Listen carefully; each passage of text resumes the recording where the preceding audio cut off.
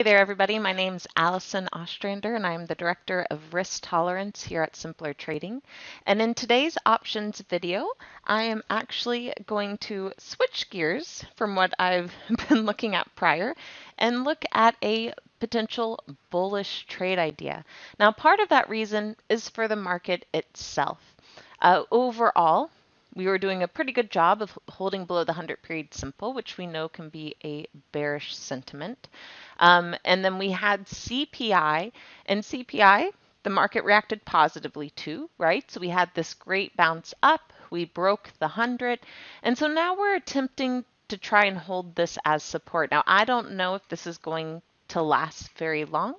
Maybe we're finally starting to see the turn back up in the market to go back into an overall bullish trend. That's always a possibility. Or it could be a case like this or like this, where we barely break above the 100, we attempt to trend, but then ultimately fail and give it back and then move lower. And if that's the case, then we'll certainly be ready for some potential bearish entries again. But right now, we're not getting a hint of that, at least not at the moment. The market has a bullish signal in the compound breakout tool. We have momentum building up with room to move higher. Bollinger Bands are still pointed up. The trend itself with the moving averages is still in consolidation, so we do want to be mindful of that. But overall, we're not falling apart today at the open. We're still struggling to break 4,000, something else we want to be aware and mindful of, but we're not completely dropping back off. Right? So for that reason, that's part of why I wanted to switch gears and maybe look at a couple bullish trade ideas to help even out the account some, especially if you're like me and you've been more on the bearish side recently. And so I have for you Netflix. Now, when you look at the big picture point of view on this, I completely understand, right? It was in a bearish trend for quite some time earlier this year. And so a part of you is probably asking, really, Allison, Netflix, you're looking at for a bullish entry. But I am for a few different reasons. The first reason is more recently, right? Whenever we broke above the 100 in the market, we also saw that break above the 100 in Netflix. But unlike the market, where we ultimately gave it back up in September, October, right when we started to go down towards the end of October and broke back below it until recently, Netflix, on the other hand, actually did a really good job of holding up here. Now, from an outside perspective, right, part of that is because we did have some guidance bumping up Netflix, right, and people's targets and things like that, which helped out.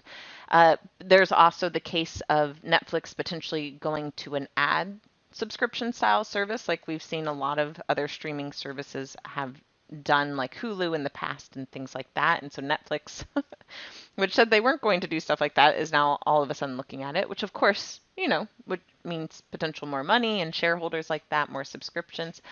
So it's actually done overall a pretty good job. From a technical perspective, though, right? Take out all that outside noise. Netflix has just done an excellent job of holding the 100, even when it came back down to test it, which is always a key clue on if it's going to try and remain bullish or not.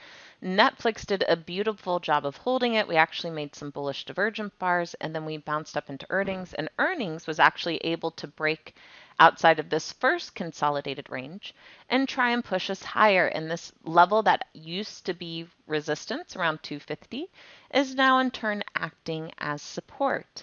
More recently, we actually had some true low signals. Now, I haven't been paying attention to this indicator as frequently on a daily chart. I've actually been watching it more on the indexes and bigger symbols on weekly and monthly timeframes for potential reversal signals or finally a good place to buy the dip for a longer term bullish trend. But Netflix is not technically in that bearish trend anymore.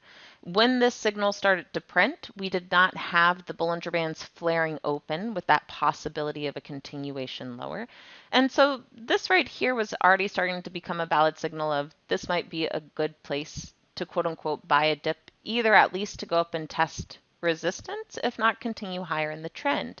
To add to that signal, we also have a great bullish signal setting up in the compound breakout tool. Momentum, which was at exhaustion back here from this run up, has had a good reset and is picking back up with room to move higher, so that looks good here. And the Bollinger Bands, which were a bit more flat this morning, are attempting to open up. So I like all of this. The only caution I have here on Netflix right now is, of course, we're right by these prior highs and we're at 300, which is, of course, going to be a psychological level. So that's the caution. If you haven't been following along with me on this trade in the simpler community to already start to play this move up, then we do want to be mindful of this range. And obviously, I'm recording this video right now at 9:42. It's only been like an hour, 40 minutes into the open. So if you're watching this video after market close today, be mindful and go back to see where Netflix ended up closing at. Were we able to break and hold above 300? Are the Bollinger Bands opening up? Or did all of a sudden we see a strong sell-off bring us back down? If we did see the strong sell-off bring us back down, then wait tomorrow to see if we reverse and hold these supports. If we do end up reversing a little and holding support, then something like a put credit spread or a broken wing call butterfly to the upside would not be bad ideas to consider to play for the idea that this is trying to trend higher, or at the very least, if you get a pullback entry, that it's going back up to test 300 again. On the flip of that, if this looks very much like this into the close, or we do start to really break above 300 and maybe these prior highs around 304 and end up higher, then I still like the idea, especially at that point, that this could continue to stair step up. The only thing I wish this chart had right now is a squeeze, but everything else about it, to me, looks pretty good. And the best thing about this Netflix right now that I like personally is when the market was trading down earlier this morning, Netflix was doing an excellent job of trying to maintain support and even continue the bounce that it had. Here's actually the intraday charts from this morning. So here where Netflix opened, didn't really give up a lot, did a great job of even holding the smaller time frame support levels. And so this to me, right, is in a way acting like a slight honey badger, where if the market does start to give it back up, Netflix might have a chance of doing a bit better job of holding up, especially because of what we've seen in the past. If the market does continue to move higher, well, certainly that's going to benefit Netflix because it's already trading in that direction. So, as I talked about, a few different ways you could look to trade this. You could consider, and we've already taken a couple trades in the Profit Recycling Mastery actually, but let me switch accounts not to confuse you guys with strikes there.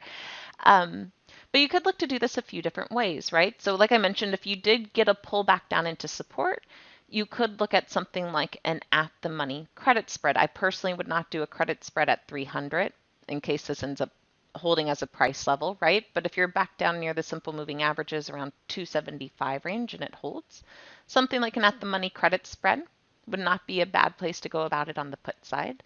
Otherwise, even on a pullback or if we continue higher, I also like the idea of something like a broken wing butterfly in case the trend does continue to trade to the upside. So if that's the case, you could look at something like this. And this is not a bad risk versus reward here. 305, 310, 312, 50. Certainly if we break above the 304, 305 range, it's already going to start putting this long strike either at or in the money currently compared to where it's trading. And of course, if we're trading above this after close, and this is when you're watching the video, you can always adjust this to strike set higher. The next bigger target after that level to the upside on this from a daily perspective, you know, around 320, I would say would not be a bad place to move up to. Let's look at the weekly chart really quickly. Yeah, weekly chart is starting to break resistance and attempt to move higher. The next technical resistance level for me here is all the way up at around 429. Let's make sure we're not about monthly. Oh, look at this, guys. Yeah, I like this to continue higher. Monthly actually has a monthly bullish divergent bar at 305.63. So let's mark that down. 305.63, which hasn't followed through yet. Now, technically, you would want to give this 3 bars to follow through. So, you know, if we keep stalling here in reverse, 1, it may not follow through, or 2, it might take a full 3 months for that to happen. So we do want to be cautious of that. But the reason why I think this could happen sooner than later, other than the fact that we're very close to that level, is we are at bearish exhaustion. right? We had this strong selling that occurred. Momentum went down to the bottom of the axis below this red horizontal zero line, which is a sign of exhaustion. And now we're starting to get green bars to pull back and a pullback signal in the compound breakout tool, which of course pairs with some true lows here. Now, I don't necessarily like this myself for a bigger share buy and entry, and maybe I'll be a little late to that if that's what it ends up being, because the Bollinger Bands are still technically opening down.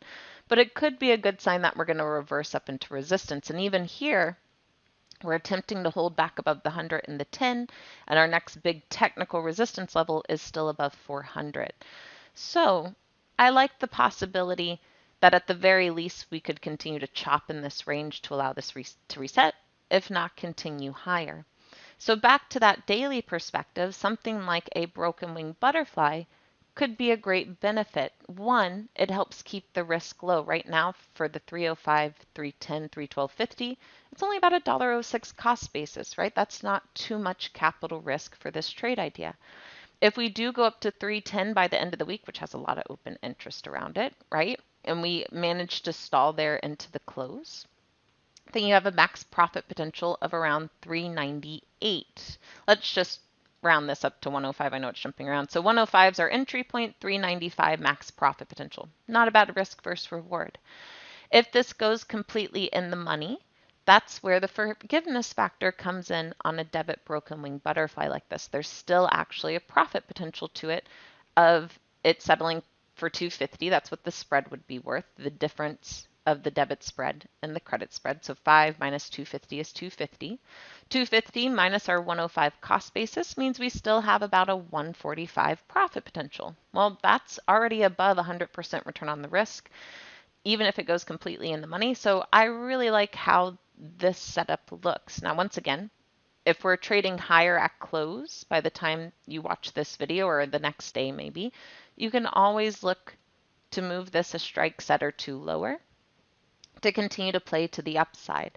As I mentioned, if we are able to actually really break above 300 in these recent highs, and the Bollinger Bands start to flare open a bit more, which is what they're attempting to start to do, I like the possibility of going up towards that 320 range by the end of the week. So, use that with your strikes accordingly here on the option chain. But that is what I am looking at. So maybe something to help even out your accounts a bit more. Once again, I'm recording this video closer to the open of market, so be mindful that this might have changed by the close. So just as always, right, do your due diligence. Make sure you check the chart, and if it looks like 300's holding and pulling back, then watch to see how support holds, and then consider that broken wing butterfly back into 300 or something like a put credit spread.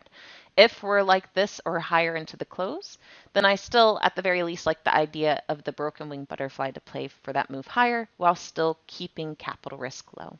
Thank you so much for joining me on this video. I hope y'all have a great rest of your trading day and week. As always, may the trade be with you, my fellow Jedis, and I look forward to talking to you next time.